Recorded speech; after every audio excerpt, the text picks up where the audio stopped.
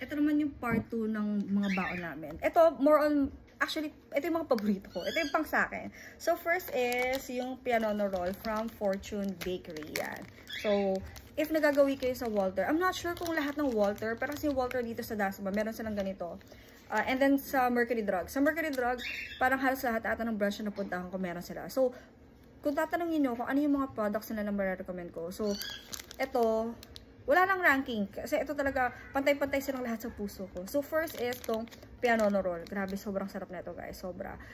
Meron ito yung maliit, pero may mas malaking version nito. Parang ganun siya kahaba. Meron din siyang by 3s. Ganito lang binili ko kasi para yung hindi ba ako madaling mabusog. So, ito. Tapos, ito. Sobrang sarap din ito, guys. If you love crinkles, ito. 52.75 ang price na ito. 5 pieces. So, I know parang more than 10 pesos ang price. Pero, guys, kahit 10 pesos or more than pang price na ito, promise, sulit na sulit kasi sobrang sarap. Super, parang chewy ba yung tawag sa ganun? Kasi sobrang sarap na ito. And then yung tamis na sakto lang. So, actually, tatlo itong binili ko. Kinain ko na isa. Hindi ko natigil. Sabi ko, sa swimming ko nakakakainin. Pero kasi nga sobrang sarap niya. Kinain ko na siya nang pumasok ko na isang araw.